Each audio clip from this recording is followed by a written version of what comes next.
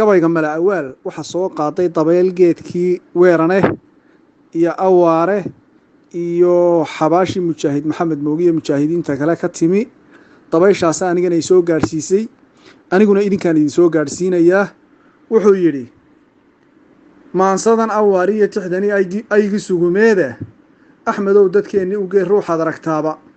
arji baan ku farayaa dalkii odaya gaadhsiiya arrimaha dhacay iyo warkii aakhiruu tegaye aadan iyo xogtii way heleen ururkii aasnaaye eryal weeranaa noo ahaa aalad telefoone goortuu akhbaarkiinu yimid uurku noo faraxyey ifkii waxaa ka jira dadaal la is-abaabulaye arligii inuu dowlad helay uunku madax doorto ikhtiyaar in loo wada hadlo inta laga doodo kaftankiiyo ilaaq baanisaa aar shacbigu leeyey askartii in laga raystay iyo amar ku taaglaynta oo aad xornimo qaadateen eegga noo timide nabad iyo ammaan baa hesheen ubaxa guushiiye allabarigii waa lay aqbalay aydii aan galaye ayaantaan sugaayey haddeer waa ila aragteene ilaah baa rumeeyo wakaa nuurku oogsadaye waa aayad kowniyo xaqii ooda soo jabiye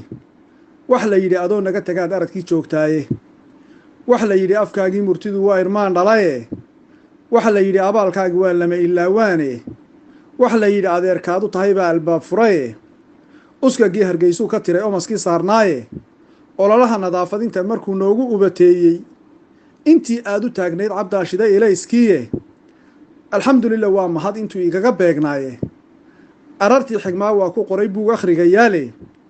annaguna dhankayagii ducada waanu aragnaaye ilila jannada nooga furan meel udgoon badane